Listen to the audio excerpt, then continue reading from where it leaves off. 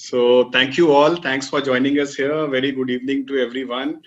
And as we start the session, as we do, we always start with NHRDN Code of Conduct. So may I request my colleague to put NHRDN Code of Conduct on the screen, please.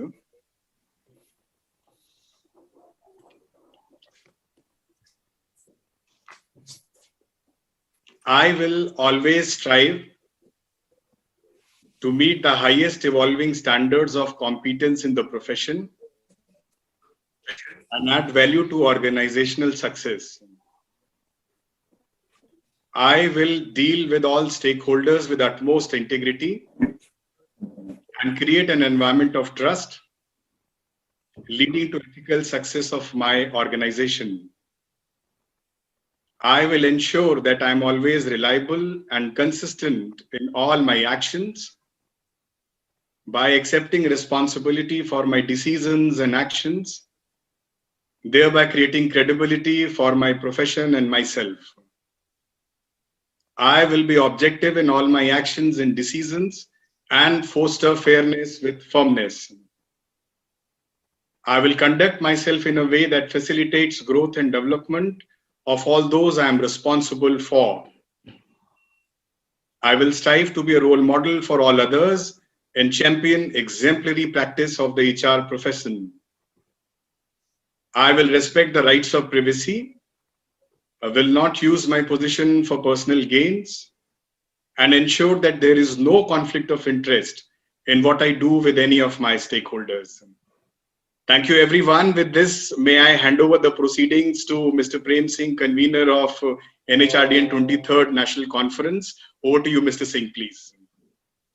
Thank you very much, Mr. Dhananjay Singh. And once again, a very warm welcome to all of you, the panelists, the anchor, all my colleagues in the executive committee, and all the viewers joining from all over the country, and many of them joining from overseas.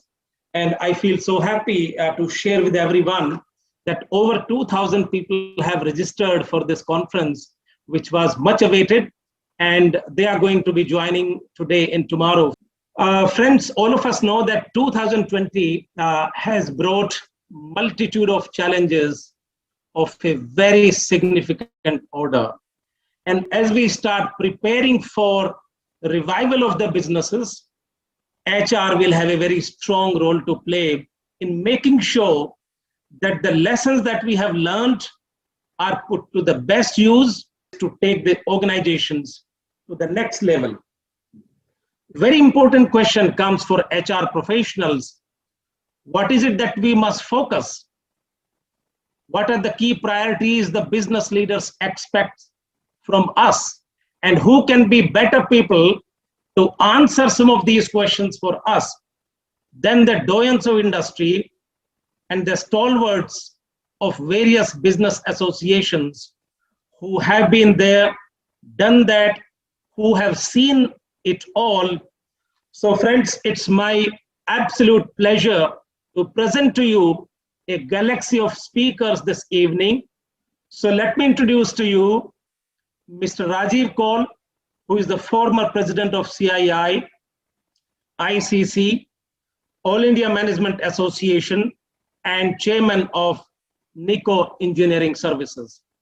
Mr. Kaul, thank you very much for joining. I know you are joining us from your holiday. It's a family time, but we truly appreciate and thank you so much. And we also know that you are going to miss your tiger seeing and lion seeing, but we wish you the very best for your adventure tomorrow. Thank you very much for joining.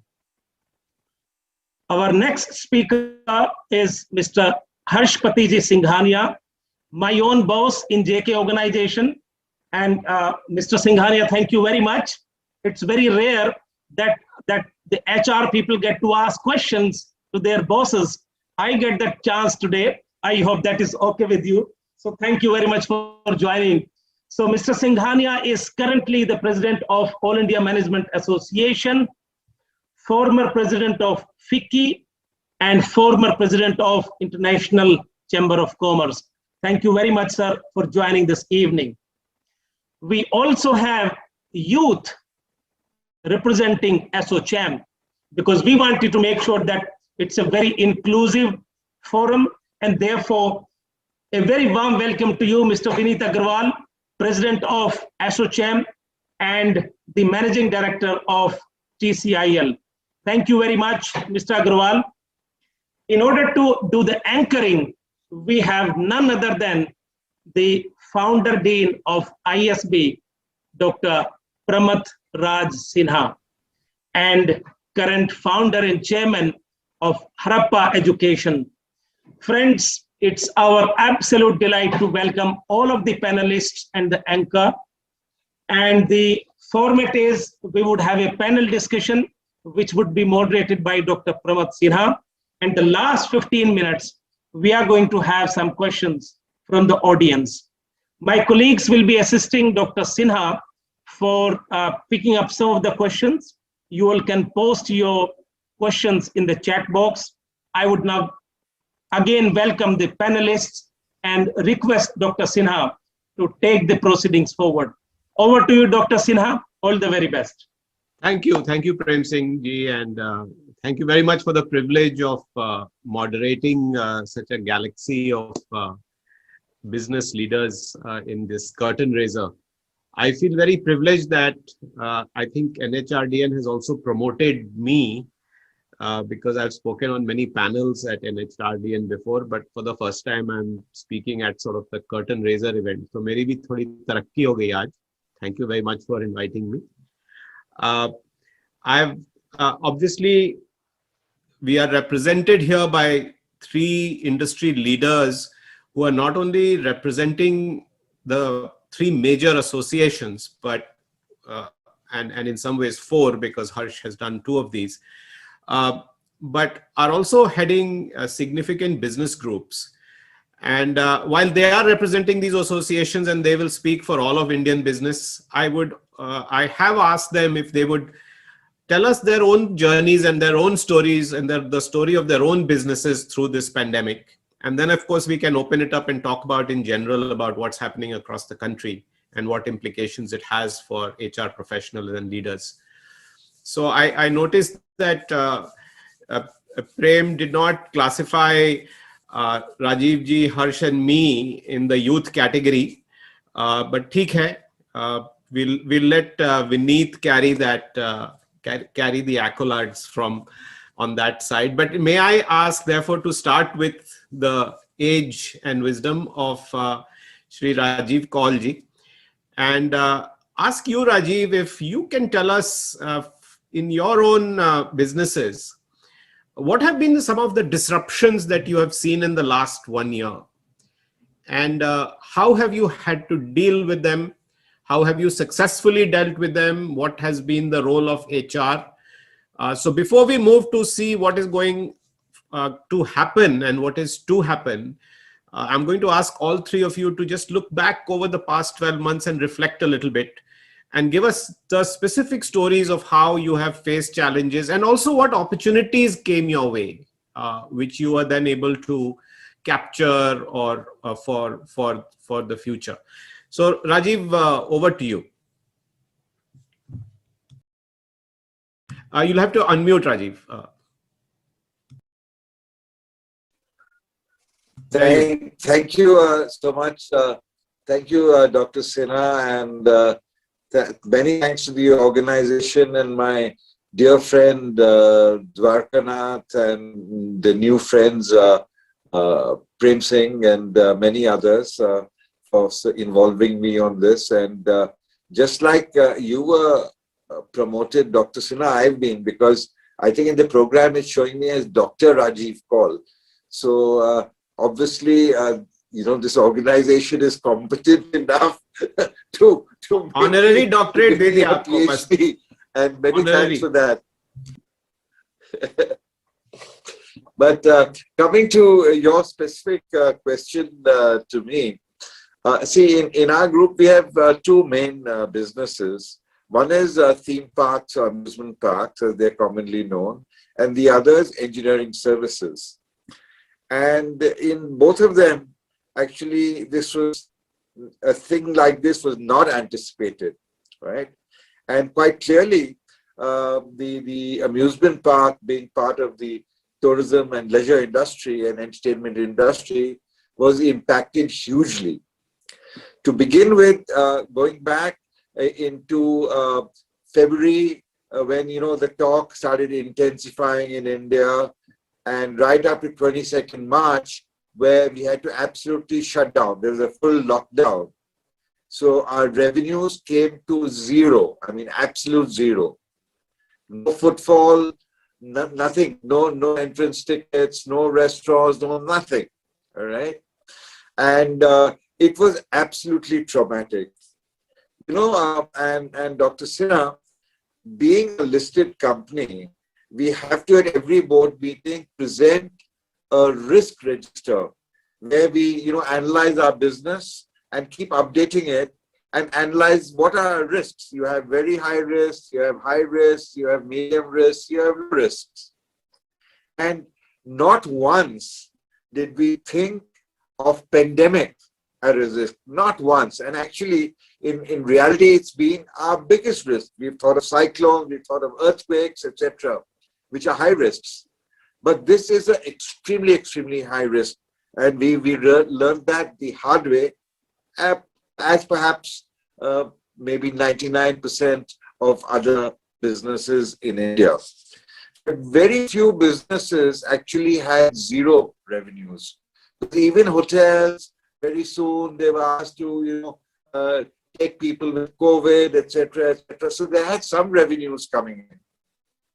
But we had to shut gate. And in our case, since we have a high stake and we work in Bengal and we have a joint sector, this company is a joint sector with the government was very clear. We had to keep paying salaries and wages. And our biggest expense is salaries and wages. So we had to, comply with this demand, which is also a humane demand, to take care of our people. So what did we do? Our strategy shifted completely away from marketing, away from operations, and we looked at the human resource. So our general manager HR, and he was actually the lowest in seniority in the various hierarchy of heads of departments.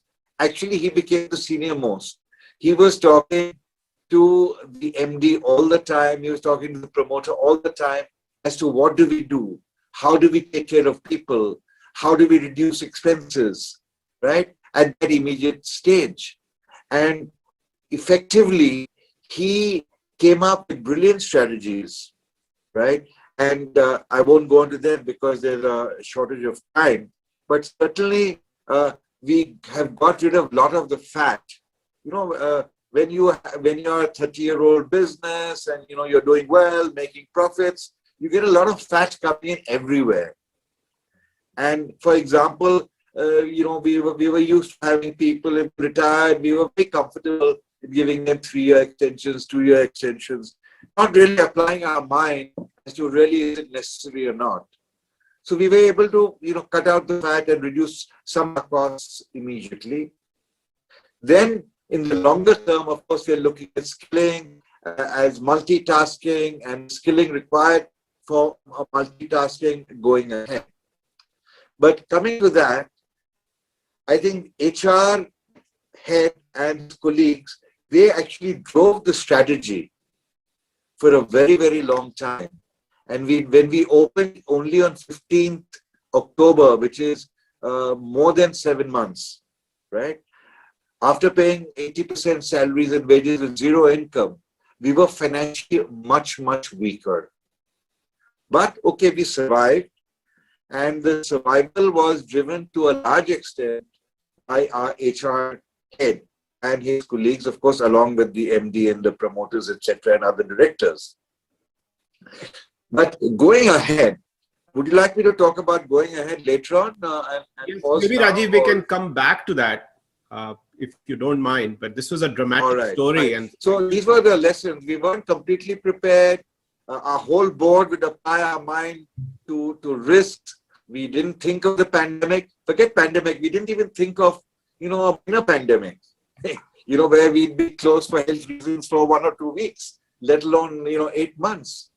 Yes. And thereafter, in fact, when we opened, it's not that everybody rushed back to the park. Of course, it's a In trick. the first month we opened, we had only 20% of the previous comparable footfall. And it's slowly, it's increasing.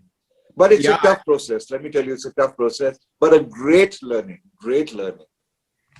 What a great Over to story. you. I think, no, thank you for sharing that. What a great story. I think the things I was struck by was this whole thing about the risk. All of us sit on audit committees and we have fancy consultants who do red, green, blue, yellow, amber, green, risk profiles. And then when this hits you, you suddenly realize that all that money spent and effort. True. And let me tell you that our original analysis was done by the big four, one of the big four.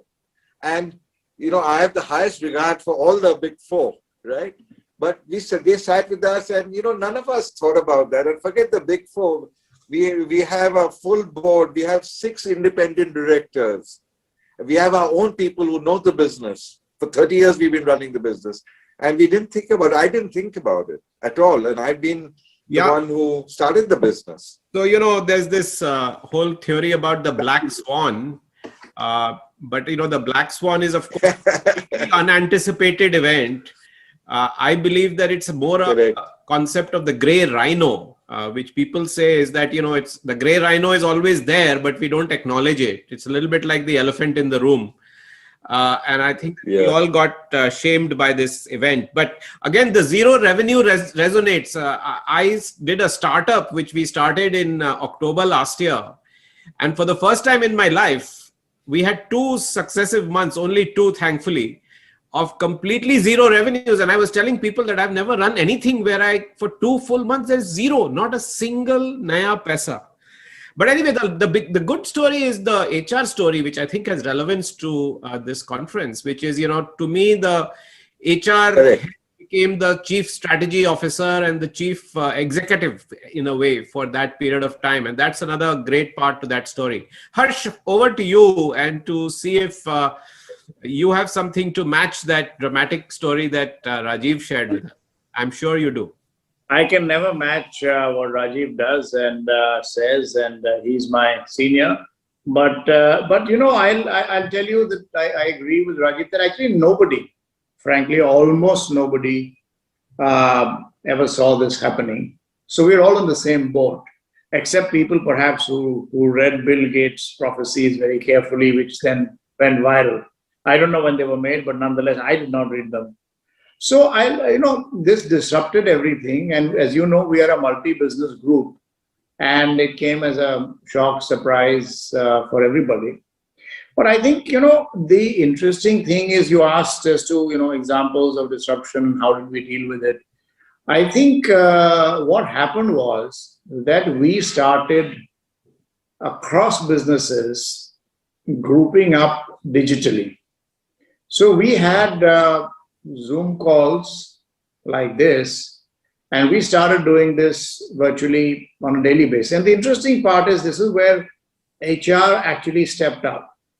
And the HR group, of course, led by Mr. Prem Singh here, actually, they were very quick in forming this kind of a group. And all the CEOs across businesses who might actually have not sat down on a common platform, unless there was a review, which we have structured reviews or structured HR meetings where all the CEOs are there together, formally, were literally having calls every day. And it involved the HR heads, it involved the senior management, as in the CEOs, and we also, as directors in charge or MDs, also came onto those calls. In the initial few days, it was, daily or every 2 days, etc. And we were just reviewing, what's happening, what are the regulations that are coming about, what are the hopes and chances of businesses opening up, and what are we doing with our people? How are we taking care of our people? How are we dealing with the situation? So actually, surprisingly, and I don't know whether this was something which was pre-planned, but HR quickly stepped into this, because I think HR has the ability to A, understand people and also understand the need. So that was a very interesting part of it. And as a result of which we formed, the name should be changed now, but we formed a COVID group or a COVID core group. The name still remains on my WhatsApp. It's a WhatsApp group. And where we started sharing, things, achievements also, what happened, how we done these things, and also, latest regulations that were coming. So there was a lot of cross-learning happening very fast. Second example, we have daily meetings at factories. All factories do that. But at the HO level, frankly, these daily meetings don't happen, the morning meetings. And we found just because businesses needed to operate, understand, respond on a daily basis, the CEO of the businesses, I think all our businesses, started doing daily meetings with all the heads of departments and the factory people on a daily basis. And frankly, that persists even now, whether it's a half an hour meeting. So, you were asking what opportunity came, and, this is a different thing. So we've all had factory meetings, but not from the HO. And this is bringing in greater agility. I think major issues are being flagged, which might have taken longer in the past because they were part of some email chain, and then a response came. Another angle which surprised me, frankly, was how quickly we were able to pivot to digital. And this is not to do with our group. I think everybody did. And each one of us, if we hadn't done it, and I don't know how this would have gone through. So another learning in terms of saying there are technologies out there which we don't really use because we have never thought about it. So this is something which we were able to learn from. But in a nutshell, I think what we learned was there is a lot of cross-learning, and being a multi-business group, there was, if I may say, a lot of richness of learning and sharing which came through, which was resident there, was not coming to the fore and not being utilized. So I'll pause here at this point. No, thank you, Harsh. In fact, you came back to that, but I had actually picked that up because you used the word cross-learning. You may not have realized twice before, and now a third time. And so in all of this collaboration and daily meetings and new fora that were created, I think what you are talking about is that agility and the learning culture that almost came out spontaneously, and maybe is one of the things we can talk about going forward. As businesses go forward, how do you preserve some of that, right? It's a missed opportunity otherwise, which you don't even realize. But you've hit the themes of both agility and digital, and of course resilience. Both of you have talked about that, which is really the theme of this conference. So that's great to have covered that. Now we shall move to young Vineet. And Vineet, you have a fairly intensely sort of operational business and must have been severely disrupted. So love to hear what your experiences were. Thank you, Pramat, and thank you, Prem Singh ji. It was, I think the age is determined sometimes, somebody told me, by the hair, either the quantity or the color. So in both these cases, perhaps I've been a little blessed, but I think all the other three panelists here are more young at heart than I am. So certainly all these people I look up to. So again, thanks for having me on board, and it's a pleasure. I think the subject today is extremely important, and for us, it's actually been a little different. Being in the logistics business, we operate out of 1,400 locations, and we have trucks, ships, rail wagons, and air cargo, all of that operation in the group. And actually for us, once the lockdown started, the first challenge was that how do we ensure that all the trucks that are having material of all our clients, and more than 2,500 of them, how do we get them to their destinations? Then the challenge came up that how do we start working with clients again? Because if you remember at that time, a lot of people were talking about essentials and non-essentials, and okay, essentials can move and non-essentials cannot move. And we were in the thick of it because there were customers who were in the essentials business calling up and saying that, can you please help us? What can you do right away? So we had to mobilize people actually during the lockdown and not after. So the challenge was even more difficult because there was a lot of fear that how are we going to go out? What's going to happen? Am I going to contract the disease? So I think again, the role of HR was very critical, and our team really stepped up, and we initiated calls where we trained people on the SOPs, on the sanitization, and we gave people just simple things to do that, carry a bar of soap everywhere. Just keep washing your hand, because our team members had to go to customers' premises to load trucks. They had to ensure the trucks are reaching at their destinations. So we had the role that HR had to play was of confidence building. That how do we ensure that we are able to service customers? And it was just amazing what the team members were able to do. I think in the first 3 months, all the team members across the country must have made about 60,000 phone calls to our customers, asking them, how can we not only help you, but also is there something else that we can do for you? Because we are local, we are present in at every single location in the country. We sent out more than 1 lakh emails out at that time, and just the outreach was just absolutely fantastic.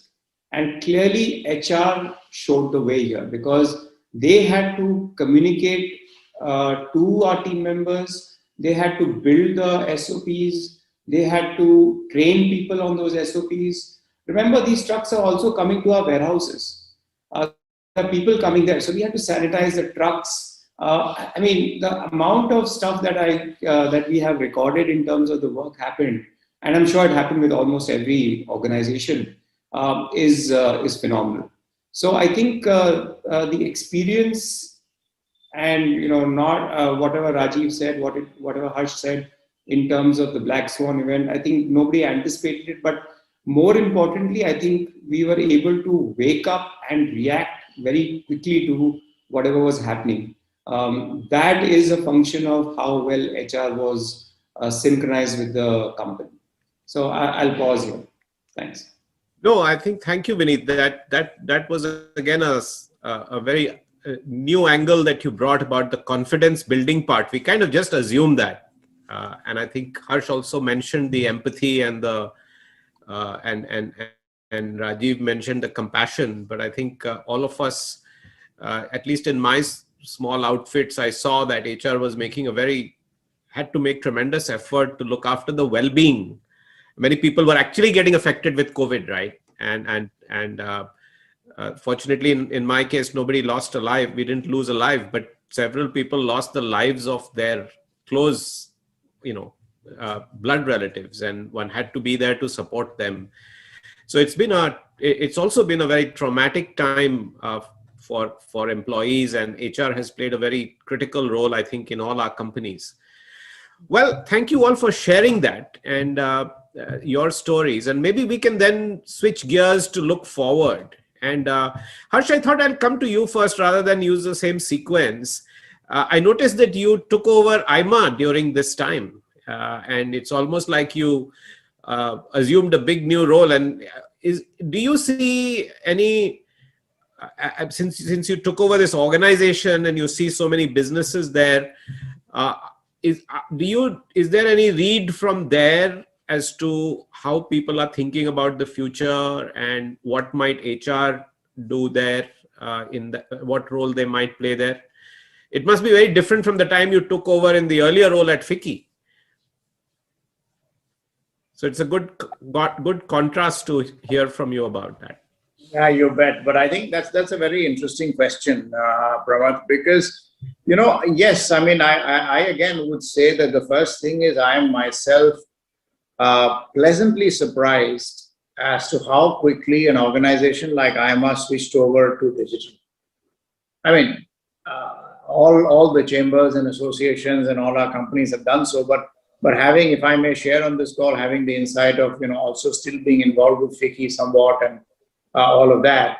I know FICCI is a much bigger organization, but the effort it took, FICCI also pivoted quickly, but AIMA managed to do it very, very quickly. That's one. Apart from that, what is happening now in AIMA, being an organization which has been imparting, and of course, Mr. Rajiv Kaul is a past president of AIMA, much more my senior than that, and he's still very actively involved. He makes it a point to attend as many events as he can, and now with the help of digital technology, many more people do that. So one thing that has happened is because of this virtual world, many more people are attending events. Mr. Dwarkanath is also involved with AIMA, and we get to see people more often. So there is a lot of, again, richness of learning that comes in. But people are talking about saying, okay, what has happened has happened. So first was, as you called, the survive mode. And then you move on to different modes. And you say, from survive, you move on to the revive mode. And the third mode is you want to get back to the thrive mode, right?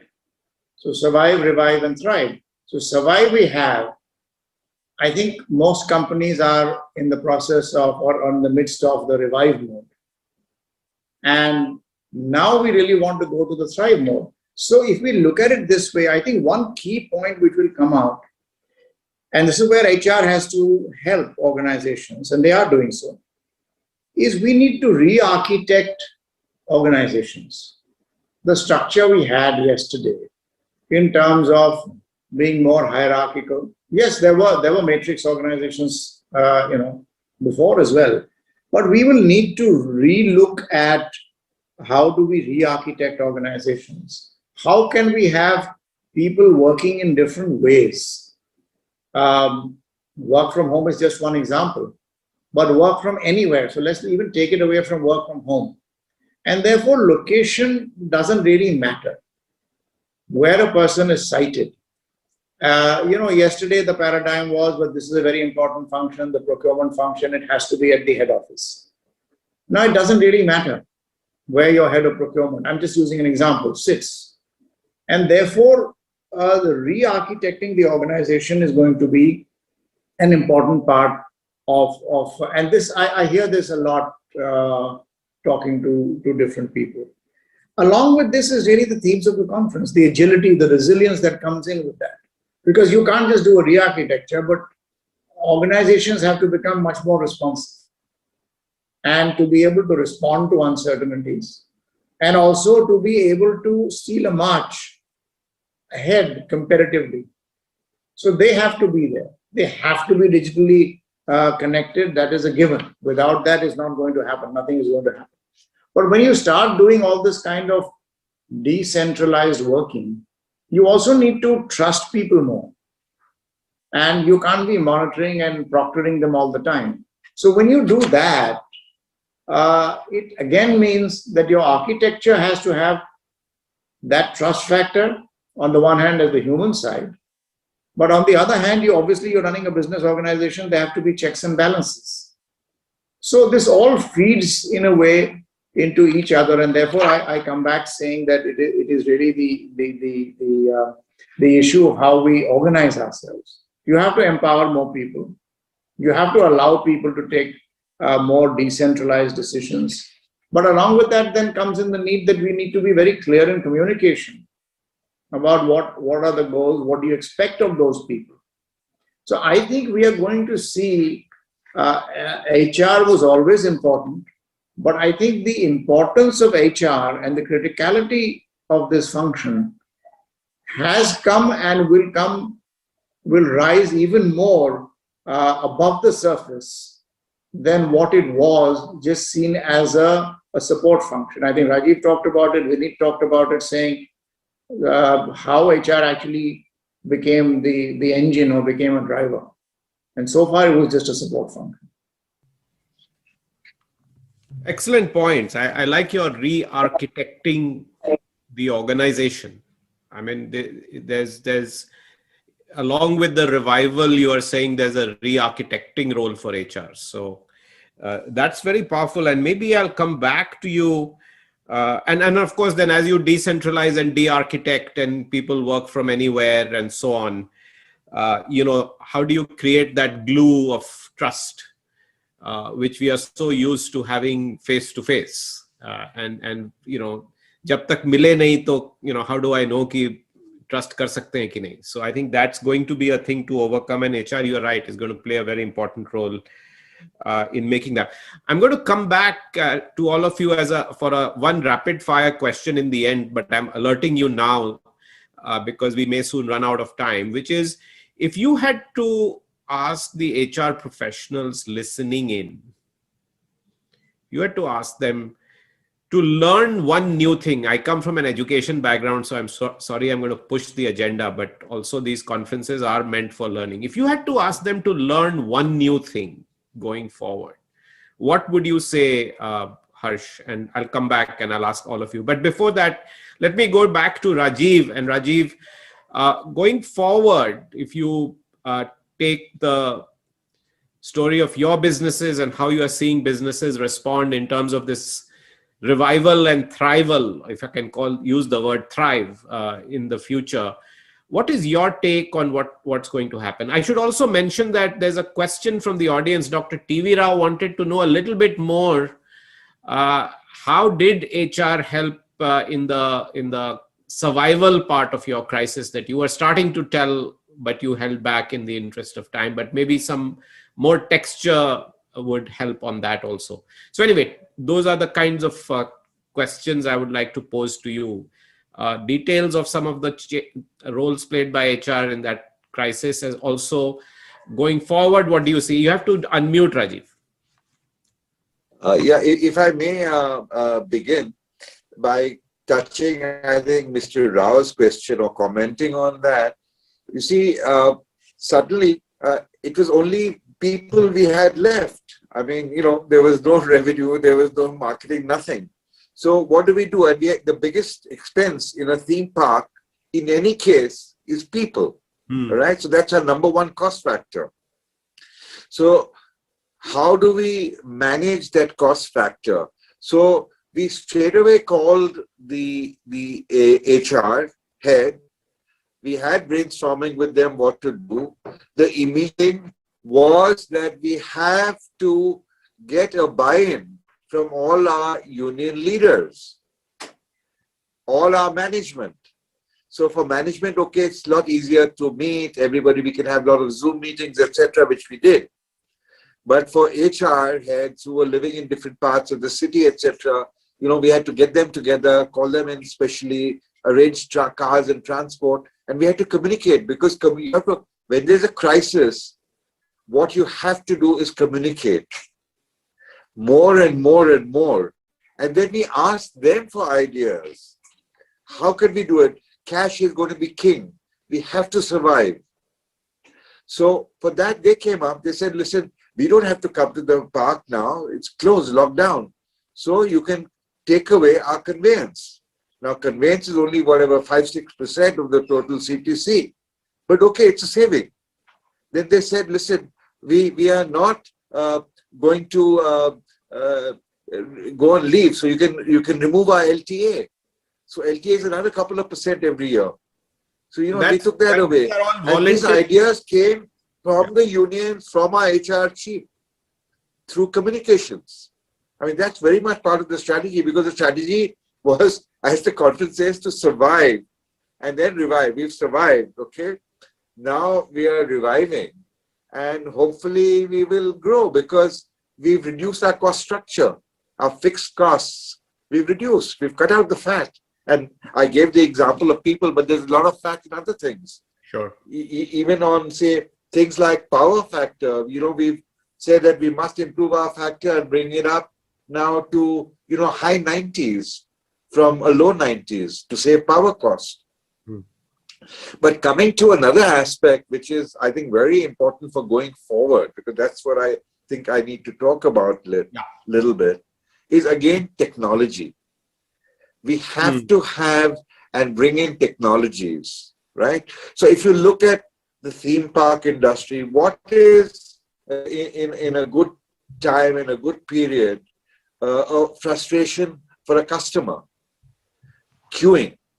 He's in a queue waiting to take a good popular ride for 45 minutes, 1 hour. And I think all of us who've been to theme parks have been in queues at some point of time with our kids or grandkids or whatever. And that's very frustrating. So now what's happened the world over, they started bringing out apps. So you give the app to a guy who comes in at the point of entry. And on that app, he knows what is the wait time for any particular ride. And on that app, he can find out, okay, this ride is now free after 95 minutes. So he says, I'm a party of 4, and my name is so-and-so.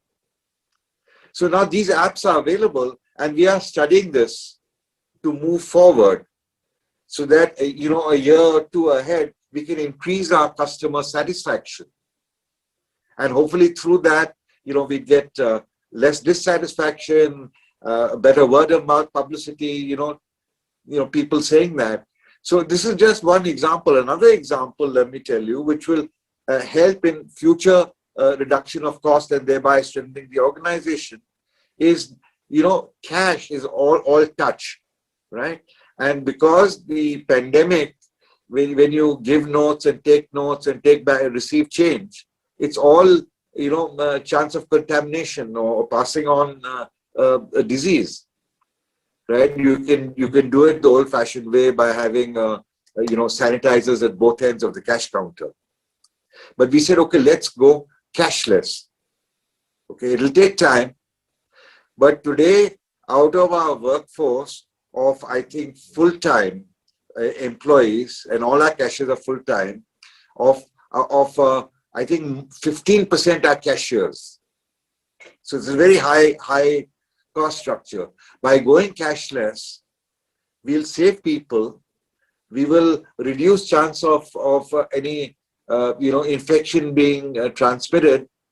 We will probably also reduce pilferage of money, which is there in businesses which are cash oriented. So going forward, this is going to strengthen the organization.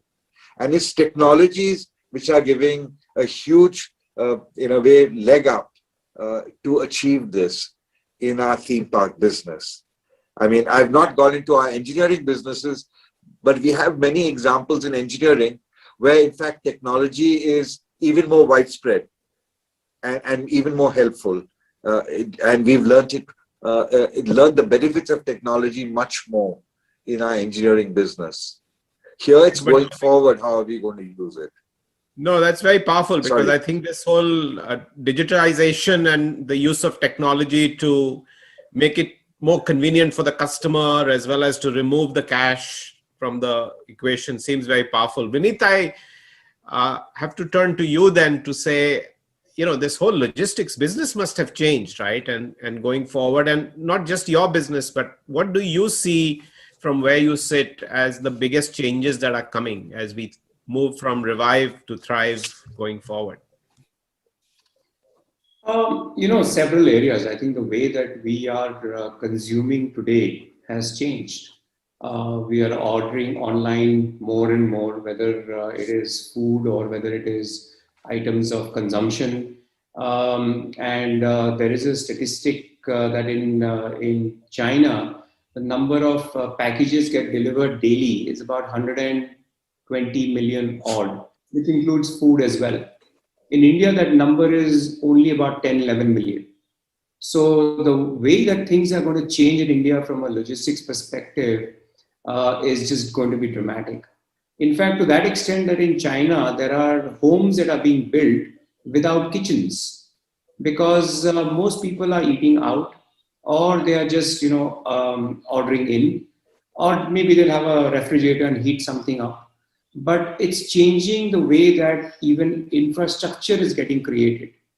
Hence, the kind of demand that HR will have is absolutely going to change, because you need more people who are delivery agents or gig workers, or the kind of management that you require for people in a concentrated area is going to be very different.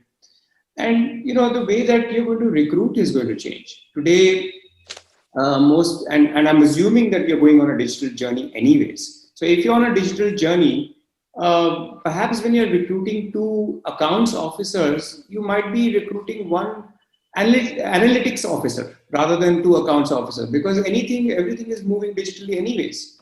So the way that you're recruiting is also going to change. The way that you're looking at job roles is going to change, and has already started to change. So the impact is quite dramatic when we are looking at some of these areas. And then the impact on L&D, on training, is going to be very different, because you need to have, when a lot of these workers come in, they sometimes come in for a short period.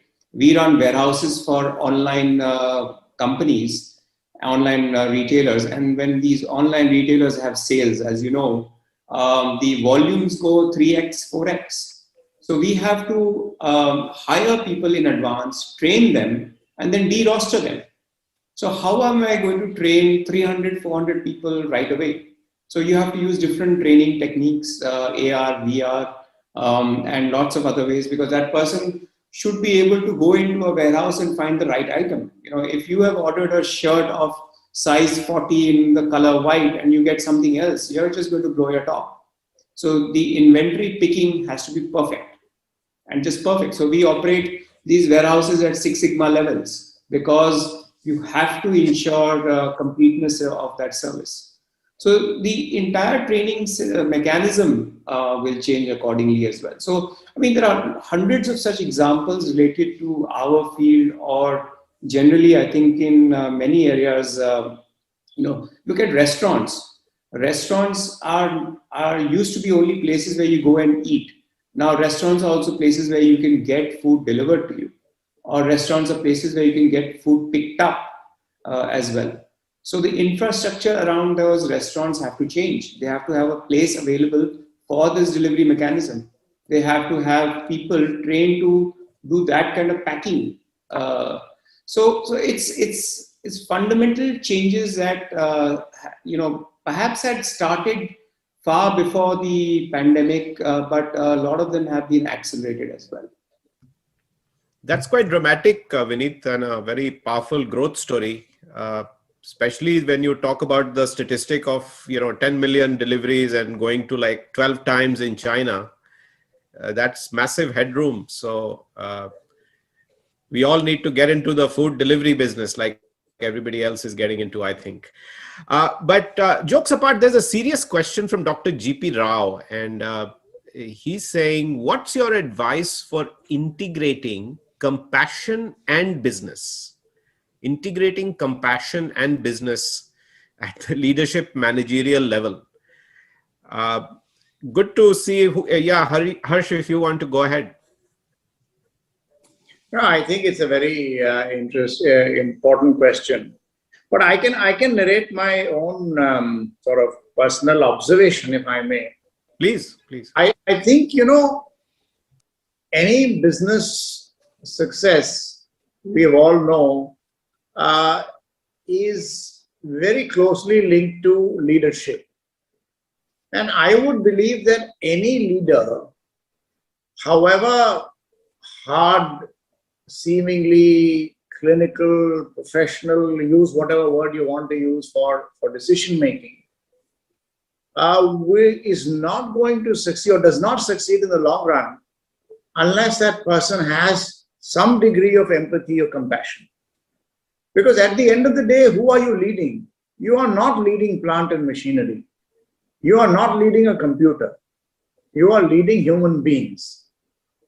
And when I said I'll give you a personal example, as I've seen this in some people in the group, and Dr. GP Rao knows, he's also been associated, he worked with us for several years and contributed to our growth.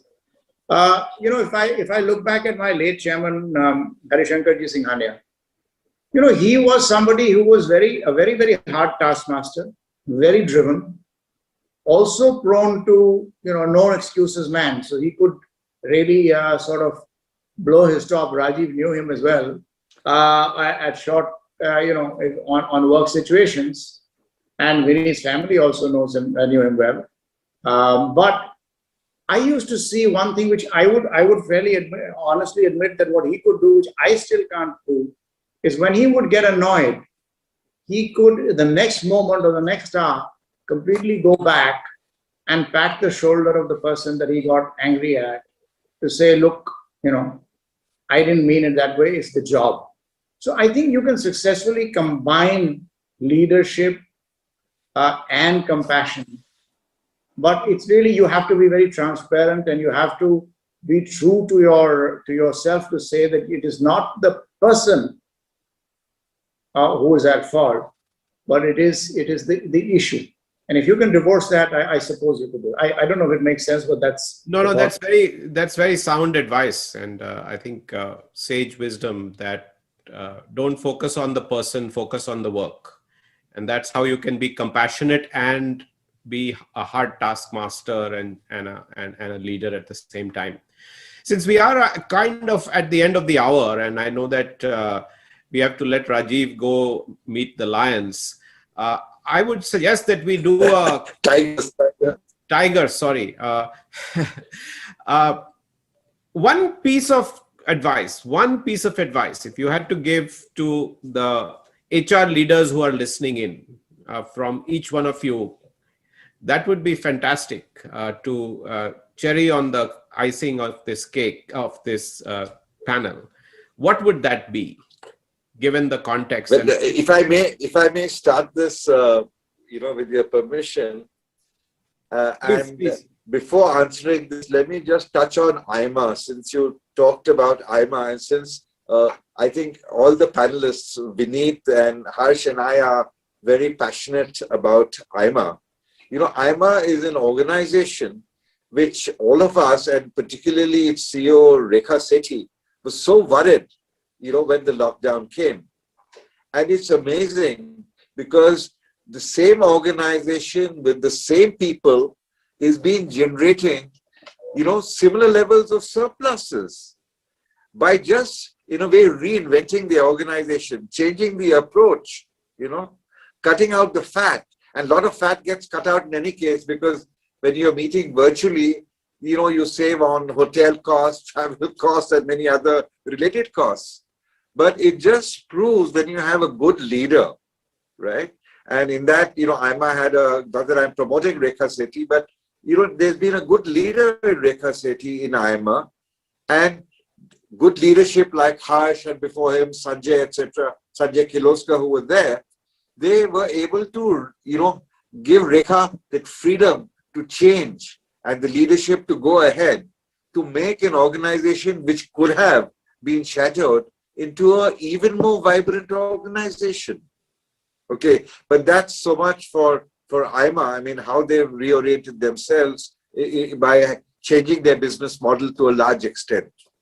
But coming back to advice for an HR person, one has seen the importance of HR. I have seen the importance of HR for the first time in my life, that it's equally important, if not more important at times, than other functions, right? So an HR manager really is a person who could actually be an ideal CEO. So the training and skills that need to be given to HR people is to become a person who's capable of leading the organization as a managing director, as a CEO, and as a chairman. And going back many years, in AIMA itself, there was a gentleman called Keki Dadi Seth, who was the chairman of Hindustan Levers at that point of time. And he said that once Rajiv, people don't understand the importance of the HR function. And I'm very happy that AIMA is promoting HR in a big way, amongst other things. And he says, I come from HR, and I know that now that I'm heading Hindustan Unilevers, or Levers that time, he said how beneficial it is. So my advice to HR people and HR heads is to keep training and retraining in different areas. Begin with, go to finance for the non-finance executive. Then go to strategy functions. Go to the leadership programs that AIMA does, or IIM Ahmedabad does, or XLRI does, and send your people there, because they have the ability to lead perhaps in a better way than many others, because they understand people. They've grown up through people. They know what team spirit is. Over to you.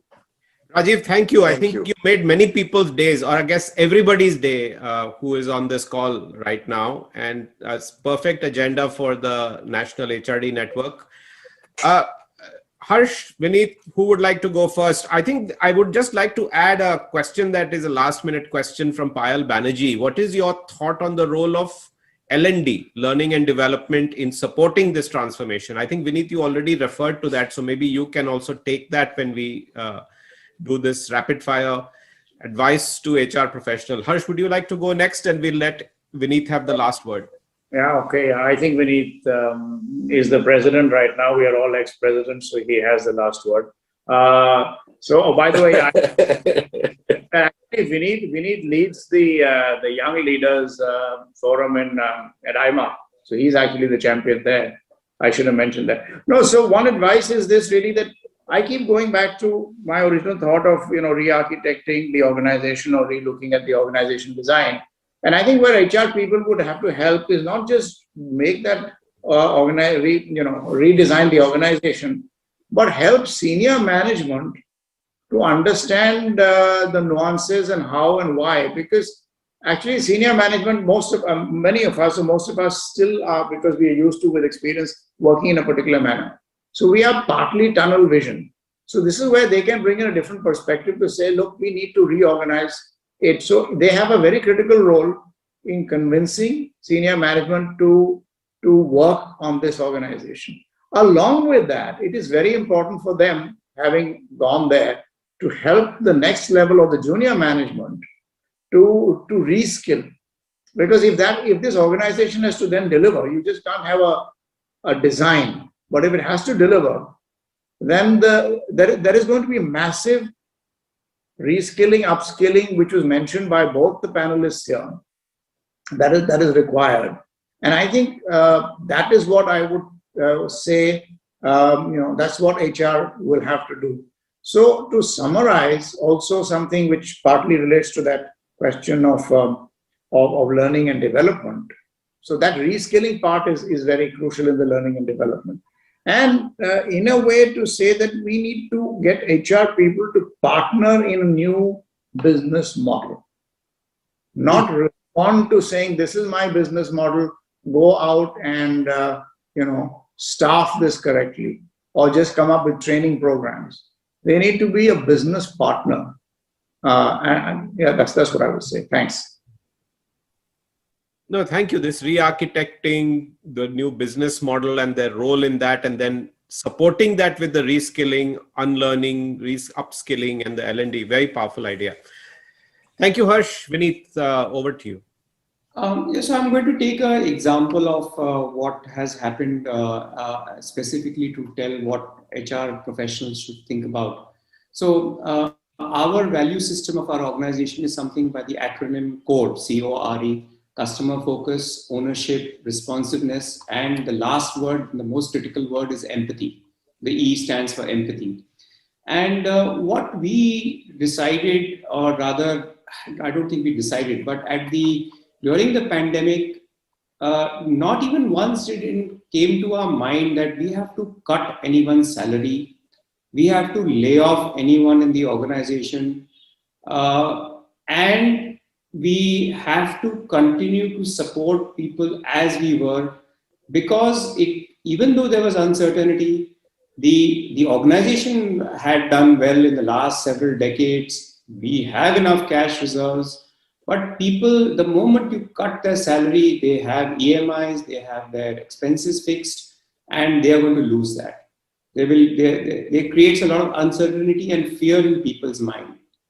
Every organization says that people are my biggest assets. You have to prove it. You have to, as HR professionals, live by that value system and walk the talk every single day. If we say that we have to cut salaries, nothing will happen, people are willing to cut it, they will do it because of peer pressure. But as an organization, you need to believe that no, it is not necessary to do these things. In fact, we have gone ahead and even given increments to all our team members across the country. So I think HR professionals really need to live and walk the talk really is what I would tell them. On the L&D side, I think L&D needs to be dynamic. It needs to be multidimensional. We cannot look at only PowerPoint presentations. You need to go into AR, VR, case studies, OJTs, and even experiential learning. All of these things have to really come about now. We cannot leave L&D at just at the basic level of PowerPoints and simple kind of learning mechanisms. It has to evolve much more dramatically. Thanks. Thank you so much. This has been a fascinating session for me. Sometimes, as a moderator, you have to really put in a lot of energy if the panel is not going well. For me, it was just very easy. So thank you for making it easy. And I really enjoyed it. I have 2 pages of notes as well, which I'll have to go back and process. But it's been a real privilege. Thank you very much for being so thoughtful about this topic at a tough time. And thank you very much. So what it means for HR professionals who are all listening to this dialogue, and what are the key messages for the conference tomorrow, particularly for the speakers who will be deliberating based on these inputs which have come on this forum. For this, I would request my very senior and respected colleague, Mr. Dwarkanath, to share his thoughts and also propose a vote of gratitude on behalf of all of us. Over to you, Mr. Dwarkanath. Good evening to everyone. Thank you, Prem, for giving this opportunity. In my 50 years of career, which I spent predominantly in HR, I've never heard better words from any CEO, the business leaders, what I've seen today. It's really heartening and very motivating, honestly, very encouraging to hear from stalwarts of the industry who also not only run their businesses, as you said, but they lead the professional and the business chambers of commerce, and is very ably anchored by none other than Dr. Sinha. I think the most important takeaways, I would not make any attempt to capture what has been said, but I think all this has been said based on facts and data. They shared the anecdotes, which he finds very heartening.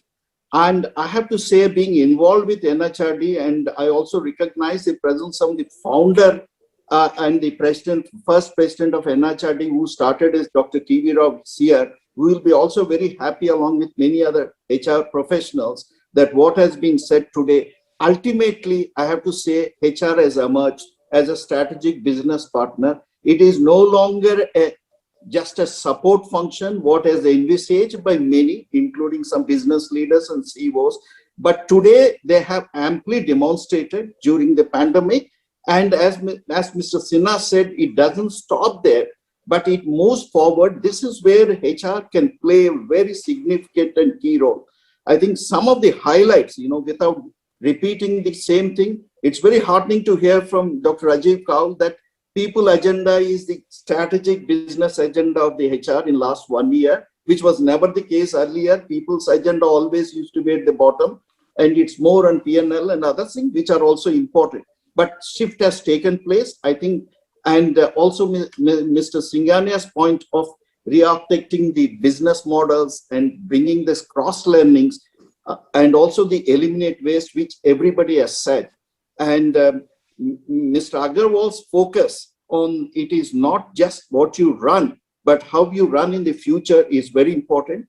Learning and relearning with agility, compassion, and passion are the key. And also in the process, you need to enhance the capabilities of the people. with whom you work so that they can deliver better results. In other words, people agenda needs to be aligned with the business agenda.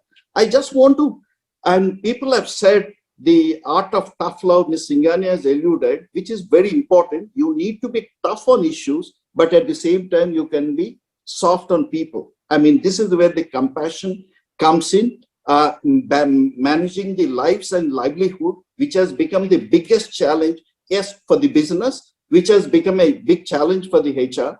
I'm sure that most of the HR professionals during the pandemic has demonstrated that they are able to do with agility and speed, and at the same time with a compassion.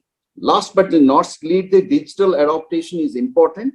Here I'm tempted to quote one thing, because what has been said, to sum it up, which all the panelists have alluded, if you take away our money, our buildings and our brands, but leave us all our people, we can rebuild the whole thing. This was said by Richard Dupree, P&G CEO, way back in 1947. But it is equally true today. If you're saying ultimately the essence is you can have a great technology, you can have great innovative practices, you can embrace many changes, but in order to make change in the mindset is important. This is where the set up structures to allow rapid decision making, create networks of local team with accountable roles and the trust, develop a culture that empowers people, provide people with technology they needed. I think if you all say that, who says HR cannot occupy the seat at the table, not only at the seat at the table, but also to become the CEO of organizations. With these few words, before I conclude, I'm also tempted to say how HR has adopted. This is from the management guru Peter Drucker. The greatest danger in times of turbulence is not the turbulence, it is to act with yesterday's logic. I think for the first time, HR has shown that proactiveness in adopting to this culture, making people to work from home, remote working, or through digitalization, but in order to make the people agenda aligned with the business agenda. So this is one of the great futures. In the end, I have made one suggestion to NHRD. This is something, a unique program for the first time. Prem, Krish, Shankar, and all others have done it, bringing 3 stalwarts business leaders along with a very reputed management guru and education guru, Dr. Sinha, to get the best out of them and ably anchored by him, but to get the best results. I think, NHRD may take a leaf out of it and prepare some case studies which can be useful. It is not only the past, but how you adopt in the future, which is more important. So thank you very much for your patient listening to the viewers, and thank you very much, Mr. Kaul, Mr. Singhania, Mr. Agarwal, and Dr. Sinha, for giving this valuable time, especially Mr. Kaul, despite your commitments, personal commitments, you have spared your time and joined us. Luckily, networks have worked. And so with these few words, I wish that we'll have a great deliberation tomorrow in the three business agendas. Thank you very much. Thank you. Thank you very much, Mr. Thank you, Dwarkanath, and thank you all the panelists and the anchor. Thank you all the viewers who have joined this evening. And tomorrow, again, we look forward to seeing you all in the substantive day of the conference. Starts at 9:30. See you tomorrow. Have a good night. Thank you very much. Thank you all. Thank you. Thank you. Thank you. Bye-bye. Bye. Namaste. Thank you. Thank you. Thank you.